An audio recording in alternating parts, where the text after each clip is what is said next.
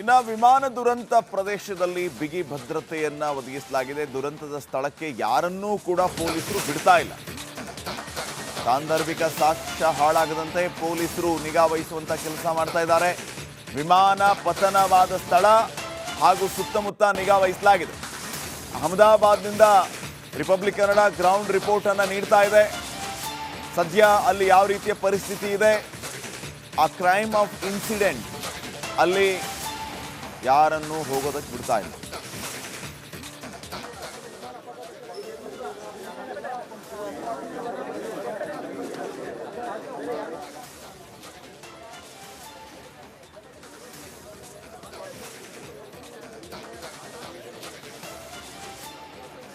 ಇನ್ನಷ್ಟು ಅಪ್ಡೇಟ್ಸನ್ನು ಕೊಡ್ತಾರೆ ನಮ್ಮ ಪ್ರತಿನಿಧಿ ಅಭಿಷೇಕ್. ಈಗ ನೇರ ಸಂಪರ್ಕದಲ್ಲಿ ಜಾಯ್ನ್ ಆಗ್ತಿದ್ದಾರೆ. ಅಭಿಷೇಕ್, ಪ್ಲೇಸ್ ಆಫ್ ಇನ್ಸಿಡೆಂಟ್ ಅಲ್ಲ ಅದು ನೀವು ಹೇಳ್ತಾ ಇದ್ದದ್ದು. ಈಗ ಅಲ್ಲಿ ಯಾರಾದರೂ ತನಿಖಾಧಿಕಾರಿಗಳು ಬರ್ತಾ ಇದ್ದಾರಾ? ಇವತ್ತು ಏನೆಲ್ಲ ನಾವು ನಿರೀಕ್ಷೆ ಮಾಡಬಹುದು ಆ ಸ್ಥಳದಿಂದ?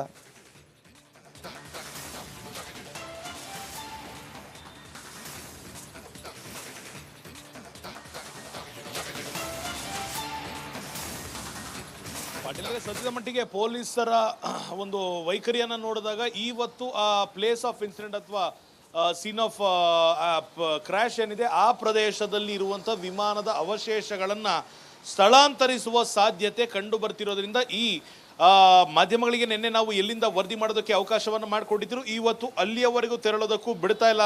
ಆ ಕಾರಣದಿಂದ ಈ ಸದ್ಯ ಮಟ್ಟಿಗೆ ಬೇರೆ ಕಡೆಯಿಂದ ವರದಿ ಮಾಡಬೇಕಾಗುತ್ತೆ. ಆದರೆ ನಿಮ್ಮ ರಿಪಬ್ಲಿಕ್ ಕನ್ನಡ ಖಂಡಿತವಾಗಿಯೂ ನಿನ್ನೆ ವರದಿ ಮಾಡೋದಕ್ಕೆ ಹೋದಂಥ ಸ್ಥಳದಿಂದ ಆ ಪ್ರದೇಶದಿಂದ ಯಾವ ಹಾಸ್ಟೆಲ್ನ ಕಟ್ಟಡಕ್ಕೆ ಬೆಂಕಿ ಬಿದ್ದು ಬೂದಿ ಅಂತಾಗಿದ್ದು ಆ ಪ್ರದೇಶವನ್ನು ಕೆಲವೇ ನಿಮಿಷಗಳಲ್ಲಿ ತೋರಿಸ್ತೇವೆ. ಆದರೆ ಇವತ್ತಿನ ಬೆಳವಣಿಗೆಯನ್ನು ನೋಡಿದಾಗ ಯಾವುದೇ ಸಂದರ್ಭದಲ್ಲಿ ಹಿರಿಯ ಅಧಿಕಾರಿಗಳ ನೇತೃತ್ವದಲ್ಲಿ ಆ ಜಾಗವನ್ನು ಸೆಕ್ಯೂರ್ ಮಾಡಿಕೊಂಡು ಅಲ್ಲಿರುವಂಥ ವಿಮಾನದ ಅವಶೇಷಗಳನ್ನು ಮತ್ತೊಂದು ಕಡೆಗೆ ಸ್ಥಳಾಂತರ ಮಾಡುವಂಥ ನಿರೀಕ್ಷೆ ಇರೋದ್ರಿಂದಲೇ ಪೊಲೀಸರು ಇವತ್ತು ಇಷ್ಟರ ಮಟ್ಟಿಗೆ ಭದ್ರತೆಯನ್ನು ಒದಗಿಸಿದ್ದಾರೆ ಅಂತ ಈಗ ನಾವು ನೋಡ್ತಾ ಇರೋಂಥದ್ದು. ಮತ್ತೊಂದು ಕಡೆಗೆ ಆಸ್ಪತ್ರೆಯ ಡೆವಲಪ್ಮೆಂಟನ್ನು ನಾವು ನೋಡಿದಾಗ ಇವತ್ತು ಒಂದಿಷ್ಟು ಜನ ಕುಟುಂಬಸ್ಥರು ಯಾರಿದ್ರು ಆ ಕುಟುಂಬಸ್ಥರು ತಮ್ಮ ಸಂಬಂಧಿಕರ ಮೃತದೇಹಗಳನ್ನು ತೆಗೆದುಕೊಂಡು ಹೋಗೋದಕ್ಕೆ ಬರುವಂಥ ನಿರೀಕ್ಷೆ ಇದೆ. ಆ ಅಷ್ಟು ಕುಟುಂಬಗಳಿಗೆ ಕೋಲ್ಡ್ ಸ್ಟೋರೇಜ್ನಲ್ಲಿರುವಂಥ ಬಾಡಿಗಳನ್ನು ಎಲ್ಲ ಪ್ರಕ್ರಿಯೆಗಳನ್ನು ಮುಗಿಸಿದ ನಂತರ, ಅಂದರೆ ಡಾಕ್ಯುಮೆಂಟೇಷನನ್ನು ಮುಗಿಸಿದ ನಂತರ ಕೊಡಲಾಗುತ್ತೆ ಅಂತ ಹೇಳಲಾಗ್ತಿರುವಂಥದ್ದು. ಮತ್ತೊಂದು ಕಡೆ ಬ್ಲ್ಯಾಕ್ ಬಾಕ್ಸ್ ಏನು ಕುತೂಹಲ ಮೂಡಿಸಿತು ಆ ಬ್ಲ್ಯಾಕ್ ಬಾಕ್ಸ್ ಈಗಾಗಲೇ ಅಧಿಕಾರಿಗಳ ಕೈ ಸೇರಿರುವಂಥದ್ರಿಂದ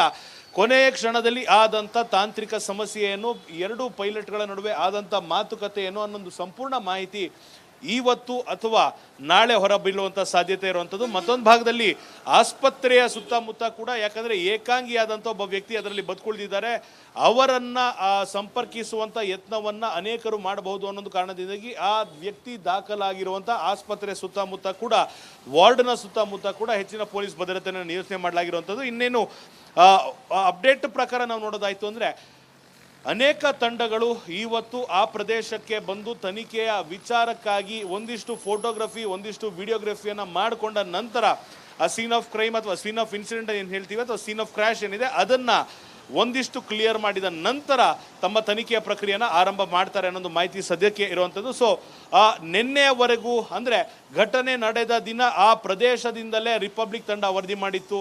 ನಿನ್ನೆ ಅದರಿಂದ ಸುಮಾರು 50 ಮೀಟರ್ ದೂರದಲ್ಲಿ ನಿಂತು ವರದಿ ಮಾಡುವಂಥ ಒಂದು ವ್ಯವಸ್ಥೆನ ಪೊಲೀಸರು ಕಲ್ಪಿಸಿದ್ರು. ಆದರೆ ಇವತ್ತು ಯಾಕೆ ಇಷ್ಟರ ಮಟ್ಟಿಗೆ ಆ ಪ್ರೋಟೋಕಾಲನ್ನು ಫಾಲೋ ಮಾಡ್ತೀರ ಅನ್ನೋದು ಒಂದು ಕುತೂಹಲ ಇದ್ರೂ ಕೂಡ ಪ್ರಾಬಬ್ಲಿ ಅವರ ವರ್ತನೆಯನ್ನು ನೋಡಿದಾಗ, ಅವರ ಮೂವ್ಮೆಂಟ್ಗಳನ್ನು ನೋಡಿದಾಗ, ಅಲ್ಲಾಗ್ತಿರುವಂಥ ವಾಹನಗಳ ಮೂವ್ಮೆಂಟನ್ನು ನೋಡಿದಾಗ ಆ ಒಂದು ವಿಮಾನದ ಅವಶೇಷವನ್ನು ಶಿಫ್ಟ್ ಮಾಡುವಂಥ ಸಾಧ್ಯತೆ ಇವತ್ತು ಕಂಡು ಬರ್ತಿರುವಂಥದ್ದು. ಪಾಟೀಲ್ರೆ, ಓಕೆ, ಥ್ಯಾಂಕ್ ಯು. ಇನ್ನು ವಿಮಾನ ದುರಂತ ಪ್ರದೇಶದಲ್ಲಿ ಬಿಗಿ ಭದ್ರತೆಯನ್ನ ಒದಗಿಸಲಾಗಿದೆ. ದುರಂತದ ಸ್ಥಳಕ್ಕೆ ಯಾರನ್ನೂ ಕೂಡ ಪೊಲೀಸರು ಬಿಡ್ತಾ ಇಲ್ಲ. ಸಾಂದರ್ಭಿಕ ಸಾಕ್ಷ್ಯ ಹಾಳಾಗದಂತೆ ಪೊಲೀಸರು ನಿಗಾ ವಹಿಸುವಂತ ಕೆಲಸ ಮಾಡ್ತಾ ಇದ್ದಾರೆ. ವಿಮಾನ ಪತನವಾದ ಸ್ಥಳ ಹಾಗೂ ಸುತ್ತಮುತ್ತ ನಿಗಾ ವಹಿಸಲಾಗಿದೆ. ಅಹಮದಾಬಾದ್ನಿಂದ ರಿಪಬ್ಲಿಕ್ ಕನ್ನಡ ಗ್ರೌಂಡ್ ರಿಪೋರ್ಟ್ ಅನ್ನು ನೀಡ್ತಾ ಇದೆ. ಸದ್ಯ ಅಲ್ಲಿ ಯಾವ ರೀತಿಯ ಪರಿಸ್ಥಿತಿ ಇದೆ, ಆ ಕ್ರೈಮ್ ಆಫ್ ಇನ್ಸಿಡೆಂಟ್ ಅಲ್ಲಿ ಯಾರನ್ನೂ ಹೋಗೋದಕ್ಕೆ ಬಿಡ್ತಾ ಇಲ್ಲ.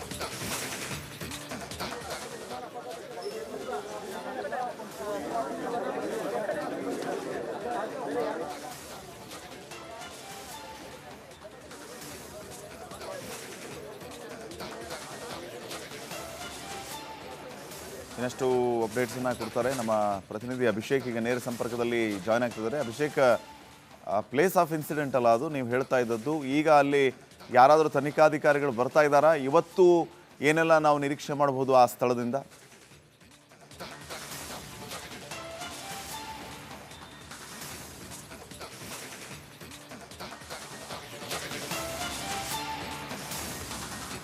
ಪಾಟೀಲ್ರೆ, ಸದ್ಯದ ಮಟ್ಟಿಗೆ ಪೊಲೀಸರ ಒಂದು ವೈಖರಿಯನ್ನು ನೋಡಿದಾಗ ಇವತ್ತು ಆ ಪ್ಲೇಸ್ ಆಫ್ ಇನ್ಸಿಡೆಂಟ್ ಅಥವಾ ಸೀನ್ ಆಫ್ ಕ್ರ್ಯಾಶ್ ಏನಿದೆ ಆ ಪ್ರದೇಶದಲ್ಲಿ ಇರುವಂಥ ವಿಮಾನದ ಅವಶೇಷಗಳನ್ನು ಸ್ಥಳಾಂತರಿಸುವ ಸಾಧ್ಯತೆ ಕಂಡು ಬರ್ತಿರೋದ್ರಿಂದ ಈ ಮಾಧ್ಯಮಗಳಿಗೆ ನಿನ್ನೆ ನಾವು ಎಲ್ಲಿಂದ ವರದಿ ಮಾಡೋದಕ್ಕೆ ಅವಕಾಶವನ್ನು ಮಾಡಿಕೊಟ್ಟಿದ್ರು, ಇವತ್ತು ಅಲ್ಲಿಯವರೆಗೂ ತೆರಳೋದಕ್ಕೂ ಬಿಡ್ತಾ ಇಲ್ಲ.